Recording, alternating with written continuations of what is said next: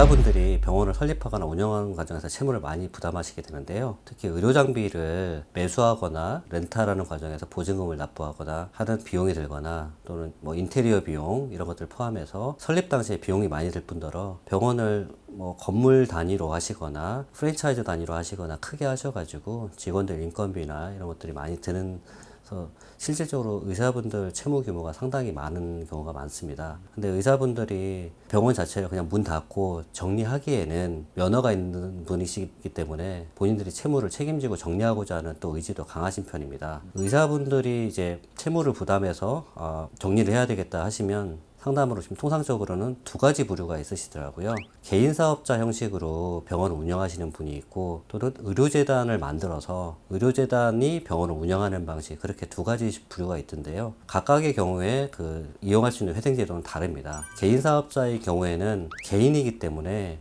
채무 규모에 따라서 개인회생을 하느냐 일반회생을 하느냐 둘 중에 하나를 선택을 하게 되는데요. 여기서 일반회생이라고 하면 담보채무가 15억 원을 초과하거나 또는 무담보채무가 10억 원을 초과하는 경우에 일반회생을 진행하게 되는데, 의사분들 상담 오신 분들은 대부분 여기에 해당됩니다. 그래서 일반회생 절차로 보통 진행하게 되고요. 일반회생 절차라고 하면은 통상 10년에 걸쳐서 그 사업을 해서 남는 돈을 가지고 10년에 걸쳐서 분할해서 변제하는 방식으로 회생계획안을 만들어서 그걸 가지고 채권자들 동의를 받아서 인가를 받는 그런 방식의 회생 절차이고요. 법인회생 제도와 거의 유사하게 진행이 됩니다.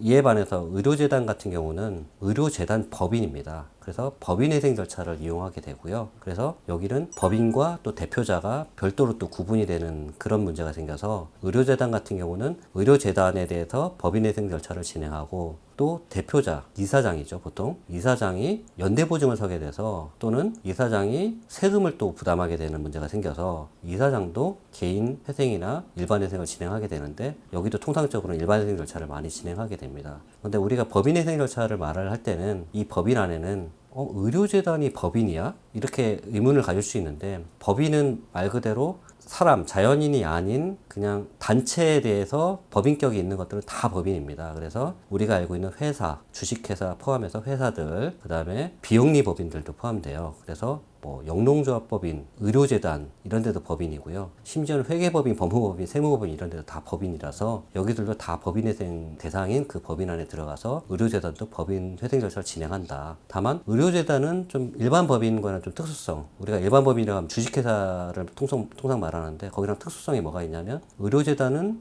주주가 없어요. 주식이 없어요. 그래서 우리가 주식회사 같은 경우는 채무를 다 변제하지 못하는 것들을 주식으로 이제 나머지를 주는 방식의 출자 전환이라는 걸 해야 되는데, 의료재단은 주식이라는 게 없기 때문에 변제할 수 있는 금액만큼 변제하고 나머지는 면제를 받게 됩니다. 이거는 개인도 마찬가지예요. 개인도 개인회생, 일반회생 이것도 다 면제로 처리하거든요. 변제하지 못하는 금액에 대해서는. 또 차이점은 뭐냐면 특수성이라고 할 수 있는데요. 의료재단 같은 경우, 특히 병원 같은 경우는 채무 구조가 좀 독특합니다. 뭐냐면 상당 부분이 의료장비 리스 관련된 채무, 렌탈 관련된 채무이고요. 그래서 이 리스나 렌탈 관련된 채무의 법적 해석이 이게 담보 채무냐 아니냐에 대한 그 논의가 좀 있어요. 이게 담보 채무가로 해석이 돼서 의료장비의 어떤 가액 상당액에 대해서 담보 제공이 돼 있을 거니까 그 금액 정도를 변제하지 않으면 채권자들이 동의를 안 해줘요. 그러니까 이게 담보채무로 해석이 된다면, 그러면 해당 장비를 팔아야 될 정도의 어떤 부담이 되는 거라서, 이 의료장비 리스 관련된 비용이 담보채무가 많은 경우에는 회생 진행할 때 고민이 많이 되고, 이 부분에 대해서 상당 부분 사전에 점검을 하고 이제 들어가야 되고요. 실제로 저희가 강릉의 어떤 의료재단이 운영하는 병원을 회생 절차 진행한 적이 있었는데, 여기도 결국 의료장비를 회생 중에 또는 회생 이후에 매각해서 변제를 하는 절차가 마무리됐을 때 회생이 성공적으로 마무리가 됐었거든요. 그래서 의료장비 관련된 이슈가 있다라는 거 하고요. 또 하나는 병원의 수입은, 매출은 대부분이 국민건강보험으로부터 받는 요양급여 수입이에요. 우리가 건강보험 처리가 대부분 되기 때문에 의료재단의 수입의 한 80% 이상은 건강보험공단으로부터 받는 그 요양급여 채권이거든요. 근데 채권자들은 그걸 잘 알아요. 그래서 여기다 가압류를 걸어요. 그러면 병원 운영에는 상당 부분 지장을 받게 돼요. 만약에 건강보험공단에 대해서 병원이 수입을 받을 수 있는 채권에 가압류가 되어 있다 그러면 법인회생 신청을 해서 포괄금지 명령을 받은 이후에, 포괄금지 명령이라는 걸 받으면 이후에는 가압류를 못 하는데, 이전의 가압류는 중지만 되지 살아는 있거든요. 그래서 법원에 별도로 이 요양급여 수입이 들어와야 우리가 살 수 있습니다. 그래서 가압류를 취소해달라는 신청을 하실 필요가 있고요.